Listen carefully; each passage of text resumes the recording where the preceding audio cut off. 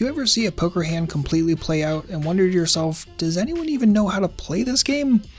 Yeah, today's hand is going to be exactly one of those. Let's get into it. Good morning, how are we doing today? My name is James Sweeney, aka SplitSuit, and today we're going to go through a hand history together. Took a poll recently and y'all said you want to see more hand history videos, so let's get into it today. So today's hand comes from the exact same live stream that we reviewed a hand from a few weeks back. I'll leave a link for that video down below as well as the complete live stream itself. And as usual, we're not trying to goof on anyone who plays 1-2. Lots and lots of players do, and they are actively trying to play better, so we're not going to goof on people. We're going to laugh at a couple of plays, but if you play 1-2 right this moment, this is not a goof on you by any stretch of the imagination. In fact, quite the opposite. Trying to help you play a little bit better, make a little bit more, and hopefully move up to 2-5 and 5-10 much sooner. With that said, let's fire up today's hand. Alright, so this is over an hour into the live stream itself. We're just going to take it step by step. So Dave here with King 6 suited is under the gun and open limps, and no. Please stop this. If you're an open limper right this moment, you can pretty much get that out of your game entirely. Until you have massive reason to do so, don't open limp. Please. So we get a limp behind with Jack 9 off, not particularly good. Get a complete with 7-6 off. I'm sorry, a limp behind, no, that's not great. Completion from 4 deuce off, just dump that. And King 9 off, checks. Good, like that. So pretty classic situation. Lots of people have a small piece, but this is not particularly good. So we get a lead out from the big blind, who up to this point has actually seemed to be pretty tight, been pretty straightforward, actually seems to be trying to play pretty well, and is probably seeing a lot of weak play in the game overall, is probably sick and tired of folding, and is trying to take a stab at a shot. And while I love that overall, this is the way wrong spot to do so. This is the wrong texture, you have the wrong hand for it, this is just not where you want to go crazy, because your plan here is what, to barrel off? I mean, you're going to be lucky if you get, even just 3-way to the turn a decent chunk of the time, given, again, this texture, given the way you're going to have to size this on the flop. And are you really looking to barrel off in a 3-way pot on turns and rivers a lot of the time? Probably not. So I say just save your money, check this with King 9, and just go forward from there.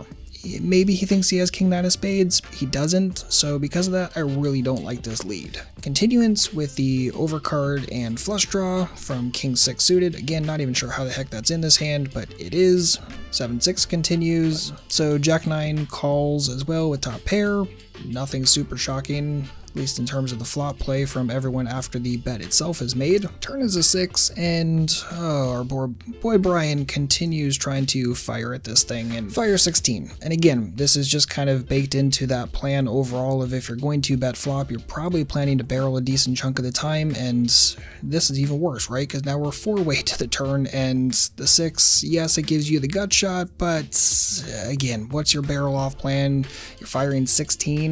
It's not gonna work anywhere near enough of the time. And do you have that big barrel in you on the river? Like, are you planning on overbet barreling rivers a lot of the time, and which ones are really that great for you? I don't know. I don't like this at all. I think this is a complete burn and waste of money, unfortunately. Right, so continuing on, things start to get a little spicy at this point. So Dave cuts out a raise at this point and fires up to 45 total. I don't really love this. I know he picked up a pair alongside the flush draw, and fine. And it's a board where maybe you think you're going to be able to, rep straights and stuff like that. You can get your semi-bluff through a little bit more often. Okay, but I mean, you have to think, Brian leading here twice, is that guy really going to have much that should be folding? I mean, yes, in this exact situation, he has King 9 off, but again, he's been pretty tight and sensible so far through this session. So the fact that all of a sudden he's leading here in what, a 5-way flop and now on a 4-way turn, like, I don't know, you should assume there's not much fold equity against him. Lots of other people could have improved a bunch of different ways on that 6 specifically. I don't think this raise is really doing a tremendous amount overall. I think it's going to be a burn. I think just call the 16 on the turn, go forward from there is going to be much better than making a small 45 raise. I don't think the 45 raise is going to do what you want it to do, unfortunately. So Joey doesn't take too long to call with top pair in the gut shot. Interesting, the pair and open-ended straight draw decides to go away, and Brian decides to quit at this point. So can't really blame him. I'm fine with that fold for sure. End up going heads up to the river, which is an 8. Pairs that second card. Dave doesn't take too long before firing out a bet of, is that 70? 75. And I guess let's talk about this one for a moment. So I don't see this as being incredibly uncommon for 1-2 players who decide to make a semi-bluff on a flop or turn, and then as things roll out they kind of aren't exactly sure what to do with it, and they tend to turn it into weird bluffs and spots exactly like this. And I look at a hand like King 6 suited here and I say, what is the bet actually accomplishing, right? Is my opponent ever going to call with worse? Probably not. Do they really stick around with 5x or worse 6x and they're going to call off here? I don't think so. I mean, yeah, you're only firing, what, 75 and roughly 150, but I don't know, I don't see like tons of second best continuance by any stretch of the imagination. And is my opponent going to fold a lot of the time? Am I just turning my hand into a bluff? Like, the bet itself isn't really accomplishing a tremendous amount. There's not much value going on, and there's not much bluffing going on from what I can tell, so I think this is just kind of a garbage bet. And when you can't like clearly define, especially for a river bet, what the heck it's accomplishing, chances are you're probably spewing, especially when you have something like a single pair that's not incredibly strong. If you can't clearly articulate what the bet is accomplishing, I'd say probably check instead. But while we're on the topic of weird one pair plays, Joey takes a couple of minutes, by minutes I mean seconds, and cuts out essentially an all-in shove, putting Dave all in because Dave only has, what, 187 back after the $75 bet. So again, what is this accomplishing? So let's think about the hand types that Dave can have in this situation. Keep in mind that he limped preflop. Okay, it's already kind of bad, but okay, fine. Decided to call the flop bet. Okay, totally fine. And decided to raise the turn, and that's the really important thing here. So raising the turn, what? Dave might have things like 7-4, 7-9, made straight kind of hands, and obviously none of that is probably going to fold, even though the board did pair. It's not like super deep by any stretch of the imagination. I don't see an average 1-2 player, particularly one who would open limp under the gun, being willing to fold those kind of hands. So, you know, getting a better hand like that to fold, not going to happen. Could have something like a set that now river to boat or possibly quads. So again, that's never going to fold. So if Dave has like a flush draw, you know, you probably get flush draws to fold, but you beat flush draws because again, like you have the jack of spades here. It's not even like it's going to be like ace jack of spades from your opponent or anything like that. So this is just not a situation where the raise really accomplishes very much. You're not getting better hands to fold. I don't think worse hands are going to continue. Do you think that Dave really has like jack 4 and like decided to raise that turn and then barrel river and now is going to bet call off on the river with jack 4? Like, I just don't see it.